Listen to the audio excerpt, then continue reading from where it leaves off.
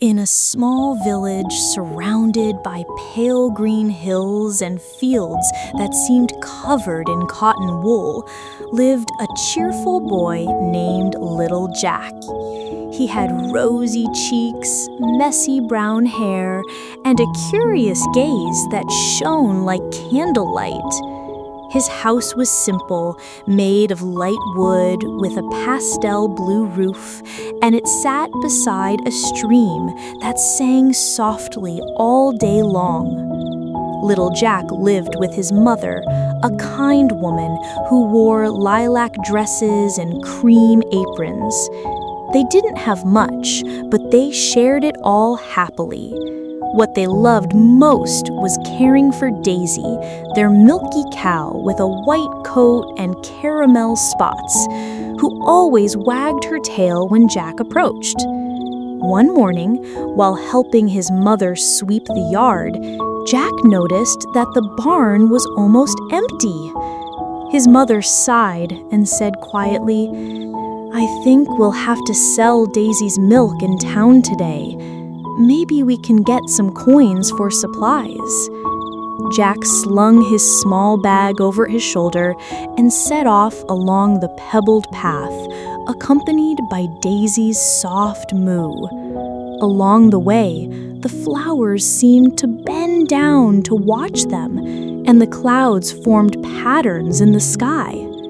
Near a wooden bridge, a small, silver-bearded old man appeared. He wore a pointy hat and a pale blue coat covered in gold embroidery. His eyes shone like stars. "Hello, little traveler," the man said with a warm smile. "What a beautiful little cow you have." Jack smiled and replied, "We're going to town to sell her milk." The old man scratched his chin and pulled a small cream-colored bag from his pocket. Opening revealed 3 sparkling beans that seemed to contain tiny constellations. "These are dream beans. If you plant them in the moonlight, they will grow to the sky, where wonders reside that only a curious heart can find." Jack's eyes widened in delight. The man offered to trade Daisy for the beans. Jack hesitated, but something about the shine of those beans seemed to call to him. With a gentle handshake, he made the exchange. The old man waved goodbye, and Jack ran home, barely containing his excitement. When he arrived, he showed the beans to his mother. She, a little surprised, said, "Well, we'll see what happens." That night, with the sky tinged with lilac and stars twinkling like distant lanterns, Jack planted the dream beans in the backyard. Little did he know that while he slept, something magical was beginning to happen. When the first rays of sunlight touched the backyard, Little Jack was still wrapped in his blanket, dreaming of golden castles and hanging gardens. But a soft sound, like leaves dancing in the wind, woke him. He rubbed his eyes, looked out the window, and couldn't believe his eyes. Right where he had planted the dream beans, a gigantic bean plant rose, with wide branches, heart-shaped green leaves, and pearl-colored flowers that shimmered in the light. The stalks reached so high they disappeared into the fluffy clouds overhead. Jack's mother, still in her apron, came out to the door, her hand to her mouth in amazement. "By the stars," she said, almost whispering, "it grows all the way to the sky." Jack couldn't take his eyes off the miracle. The wind seemed to sing among the leaves, and each flower emitted a delicate sound, like a distant bell. Small blue and gold butterflies fluttered around, as if they already knew this magical place. Heart-pounding, Jack reached out and touched the soft stem. It didn't seem like an ordinary plant. It was warm, as if it had a life of its own. A petal fell gently and landed on his hand, leaving a golden glow that disappeared in seconds. He looked up, and amidst the clouds, he swore he saw something shimmer, perhaps the roof of a castle, perhaps a field of stars. Curiosity began to rise within him like a rising sun. "Mom," Jack said with a mischievous smile, "I think I need to climb." Her mother laughed sweetly, even though she was worried. "Be careful, my little explorer. Take your scarf, it can get cold up there."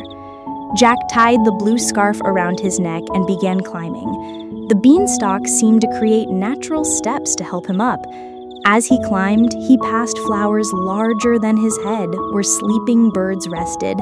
Tiny fireflies accompanied the path, illuminating each step.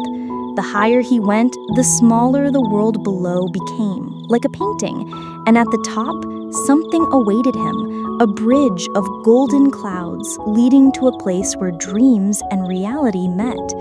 Jack took a deep breath and took the last step toward the sky. As little Jack set foot on the bridge of golden clouds, he felt a softness so light it felt like walking on warm pillows. Each step released a soft glow that floated in the air before disappearing. The sky above was a lighter blue, as if painted with dream paint, and tiny daytime stars twinkled lazily. Just ahead, white towers rose with rounded roofs made of something resembling powdered sugar. Golden doors gleamed in the soft light, and pastel flags fluttered lazily in the breeze. It was the castle in the clouds, a place Jack had never imagined existed, yet somehow felt familiar. Near the main gate, giant flower gardens swayed, releasing sweet scents like honey and vanilla. Small winged creatures with petal wings tended the plants, singing soft melodies. Jack approached cautiously, feeling his heart pound. It was then that he heard a deep but gentle sound coming from inside. It sounded like a cheerful whistle, accompanied by the tinkling of bells. The enormous golden door opened slowly, revealing a towering figure with a smile so welcoming that Jack lost all fear. It was gentle giant Gus. He had curly wheat-colored hair, bright green eyes, and wore a pale blue vest embroidered with cloud designs.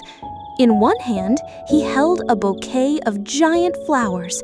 In the other, a small tea cart with cups the size of buckets.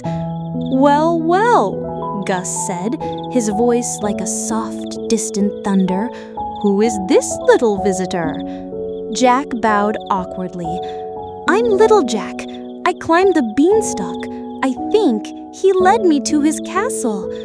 Gus laughed, a laugh so soft it seemed to shake the clouds. "So you're the one who planted the dream beans. I've been waiting a long time for a brave visitor to see my hanging gardens." He bent down and offered Jack his palm like an elevator. The boy climbed up and in an instant was at the giant's height, able to see the entire castle from above. Inside, the corridors were lit by floating lanterns, and the walls were painted with scenes of the night sky. The floor felt like cotton, and each step sunk a little, as if walking on soft snow. "Come, Jack," Gus said. "I'll show you a place that holds secrets of the wind and the stars." Jack, his eyes shining with curiosity, knew his adventure was just beginning. Gentle giant Gus walked with long, leisurely strides, each stride making the clouds beneath his feet ripple like a calm sea. Jack, sitting on the palm of his hand, felt the wind play with his blue scarf and couldn't stop looking around. They passed through an archway covered in golden vines, and entered the Hanging Gardens. It was like being in a fragrant dream. Trees with lavender and mint green leaves grew side by side, and bright fruits hung like lanterns. Small streams of silvery water wound through the soft ground, and sparkling fish swam in the air, as if gravity had decided to play a game. Here, every plant sings when touched by the right wind, Gus explained, caressing a flower that released a soft note like a distant harp. Jack, curious, reached out and touched a pale blue petal. To his surprise, it responded with a sound like a child's laughter. Jack laughed along in wonder. In the center of the garden, a path of floating stones led to a tall, arched door. Gus approached, and with a slow movement, opened it, revealing the Room of Winds. Inside, colorful air currents danced freely, like living ribbons. Some were warm golden hues, others a cool pale blue. In the ceiling, small round windows let in the breath of the sky, and each gust seemed to bring a distant whisper of untold stories. "These are the winds of the world," Gus said proudly. "They carry dreams, songs, and messages from one place to another. I only make sure no wind is lost." Jack walked carefully across the dense cloud floor and extended his hand. A golden wind curled around his fingers, leaving a gentle warmth that made him smile. "He likes you. Few winds choose a visitor on first meeting." Jack was curious. What is he trying to say? The giant smiled mysteriously. Perhaps he's inviting you to experience something even more magical. Jack felt a twinge of excitement in his chest. He didn't know that soon this golden wind would guide him to a secret hidden at the top of the castle. The golden wind that had wrapped itself around little Jack's fingers seemed impatient, swirling around him like a small, hurried guide. Gentle Giant Gus watched with a smile, as if already knowing the fate of that curious air current. "It seems he wants to show you something, Jack," the giant said, leaning closer. "Follow him. But remember, some doors only open when the heart is light." Jack nodded and began walking through the castle, the golden wind leading the way. They passed through corridors lined with tapestries depicting scenes of the sky changing with the seasons, and past windows that opened onto vistas where clouds paraded like ships. At the end of a narrow corridor stood a small round door, almost hidden behind a vase of giant flowers.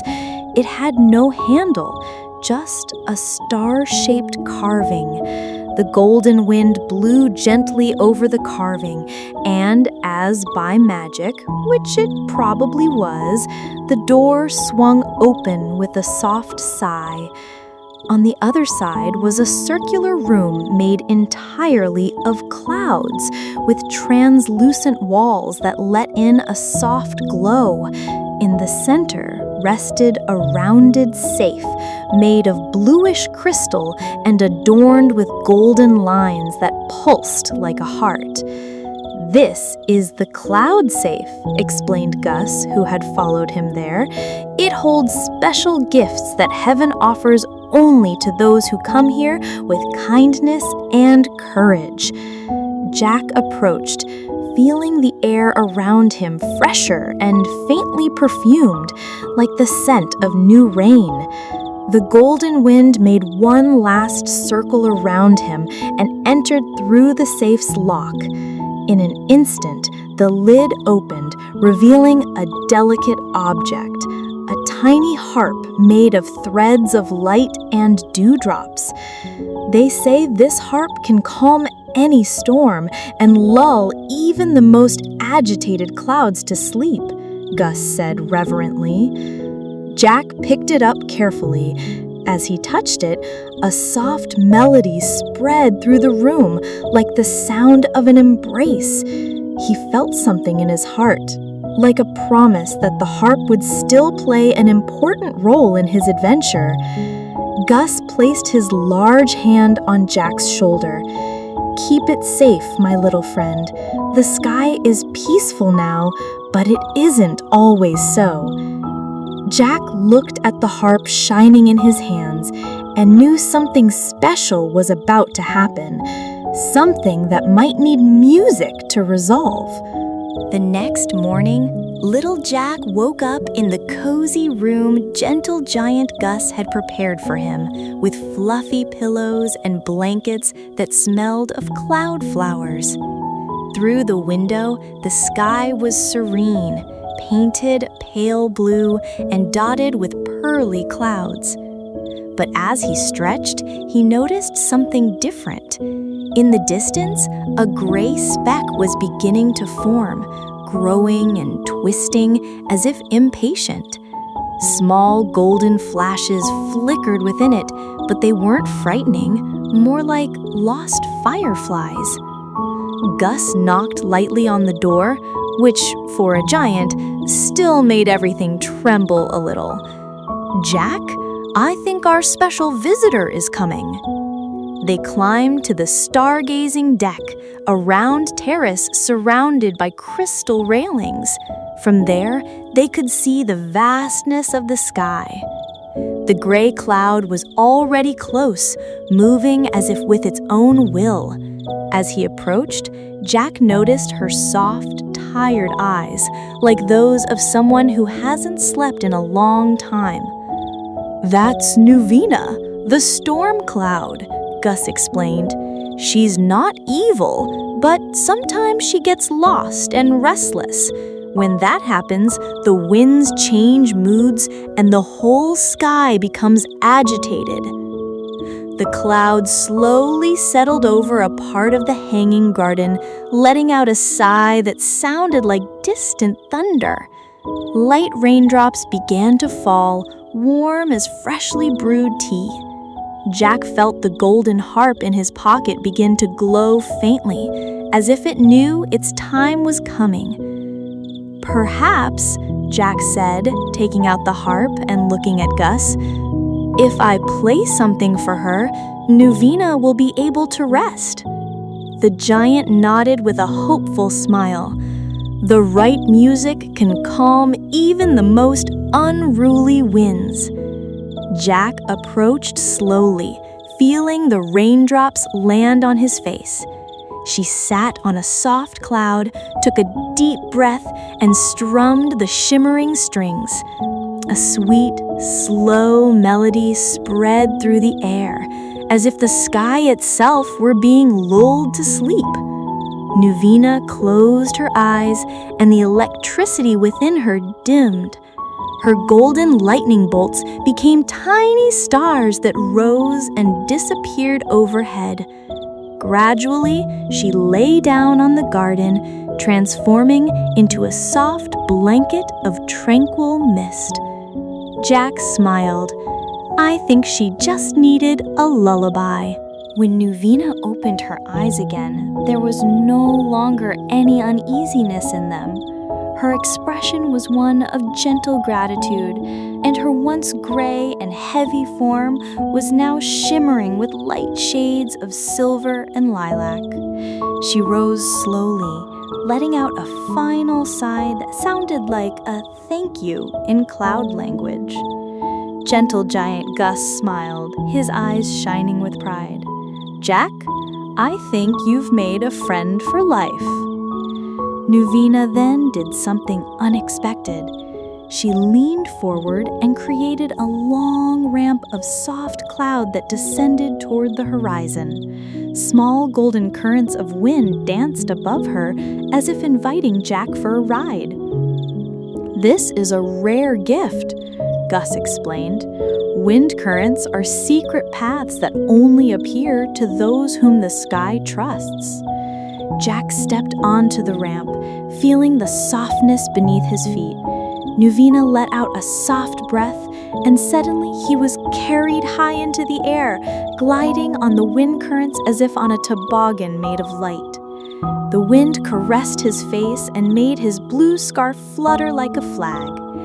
As he glided, he saw landscapes he had never imagined. Fields of stars blooming like daisies in the dark. Islands of clouds where luminous birds built nests of sunbeams. Rainbow waterfalls falling from one sky to another. At one point, a faster wind current spun him in the air, and he fell gently down another slope, laughing as if playing in his backyard. From above, he saw Gus's castle growing smaller and smaller until it seemed like a small white jewel in the sky. But before he could miss her, Nuvina began to guide him back, floating beside him like a faithful friend. When he reached the starting point, Gus was waiting with a huge mug of hot chocolate for him and a small cup for Jack. "So, little adventurer, did you like the gift?" the giant asked. Jack smiled, hugging his cup. It was like flying in a dream. That night, the castle in the clouds seemed even more magical. The white towers reflected the starlight, and the gentle breeze carried the sweet scent of flowers from the hanging gardens. Little Jack lay on his cloud bed, gazing up at the ceiling, which opened like a window to the infinite sky. He was almost dozing off when he heard a soft sound, like a distant bell, repeating at regular intervals. Curious, he got up and followed the sound through the corridors lit by floating lanterns. Gus, who was drinking tea in a nearby room, noticed Jack's restlessness and got up to follow him. The sound led them to the Terrace of Constellations, a circular space at the top of the castle where the floor was made of transparent glass, allowing a view of the clouds drifting below. In the center was a crystal pedestal with a luminous blue stone. It was from this that the gentle ringing came. Gus approached, watching carefully. "This is the call of the night sky," he said softly. "It means something on the horizon needs help." The blue stone glowed brighter, projecting a shimmering image into the air. A group of small stars blinking erratically, as if they were cold. They seemed trapped in a current of icy wind, unable to return to their place in the sky. Jack felt his heart beat faster. Poor things, they seem lost. "Yes," Gus confirmed, "and only someone the sky recognizes as a friend can guide them back." Jack immediately thought of the golden harp he kept. Perhaps its music could warm the stars and show the way home. Gus smiled at the determination in the boy's eyes. "The journey there won't be long, but the wind currents in this region are unpredictable. You'll need courage and company." At that moment, Nuvina appeared on the terrace, spreading a warm, inviting breath. She seemed ready to take Jack to where the stars waited. Jack put on his blue scarf, carefully held the harp, and climbed onto the soft cloud. "Come on, Nuvina. I think it's time for another adventure." As they set off, the sky around them filled with violet and silver hues, and Jack sensed this mission would be unlike any other. This time, he wasn't just exploring, he was going to save something precious. Nuvina glided across the sky with the gentleness of a lullaby, carrying little Jack toward the faint glow on the horizon. The air began to grow colder, and tiny particles of sparkling ice floated around like diamond dust. Jack pulled his blue scarf closer to his face, feeling the icy wind alive, as if trying to hold them. "Hold on, Nuvina," he said, caressing the cloud, which responded with a warm breath to ward off the chill. Soon they reached a valley of dark clouds, where the wind blew in slow, heavy eddies.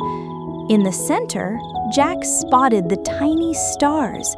They were the size of glass marbles, but each had its own glow, now almost extinguished. They trembled, caught in thin strands of ice that coiled like webs. Jack carefully dismounted Nuvina, sinking lightly onto the soft, icy ground. As he drew closer, he realized the stars were looking at him with silent hope. "Calm down. I've come to help you," he whispered. He took out the golden harp and carefully plucked the strings. The melody that emerged was soft and warm, like a blanket's embrace. The sound spread through the cold air, slowly dissolving the strands of ice. Each note elicited tiny golden sparks that enveloped the stars like a blanket of warmth. One by one, the stars began to shine again, brighter with each passing moment. When the last one broke free, they swirled around Jack, scattering light across the valley and melting the remaining ice. "We did it," Jack said, smiling at Nuvina, who responded with a joyful spin in the air. The stars formed a small line and began to float together, following a path that led upward, as if climbing an invisible ladder into the night sky. Before departing, the smallest of them approached Jack and touched his cheek, leaving a golden glow that lingered for a few seconds, like a silent gift. "Goodbye, little ones. Go back to shine in your place," he said, waving. Then Nuvina bent down for Jack to climb on, and together they began the walk back to the castle. The wind had calmed, and the sky was lit with the restored stars, twinkling in gratitude. Jack knew that night would never be forgotten, not by him, nor by the heavens. The journey back to the castle was peaceful and serene. Nuvina glided along the wind currents with a gentle sway, while the sky, now clear and starry, seemed to smile at little Jack. Each constellation shone brighter, as if thanking the little adventurer for returning its lost stars. In the distance, the white towers of Cloud Castle began to appear, reflecting a silvery glow in the moonlight. Gentle Giant Gus was already waiting for them on the terrace of the constellations, with a warm smile and a huge blue handkerchief in his hand to wave. "Welcome back, my friend," said the giant, holding Jack in the palm of his hand. "The whole sky is more beautiful thanks to you." Jack smiled, a little shyly, and carefully put away the golden harp. "I just wanted to help, and I think the stars helped me too." Gus nodded, his eyes shining with pride.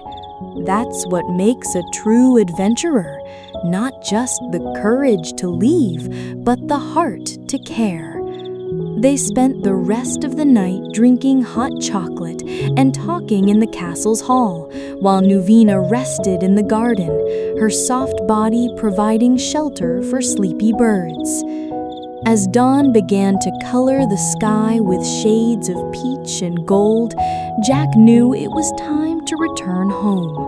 Although he wanted to stay longer, he missed his mother and village life.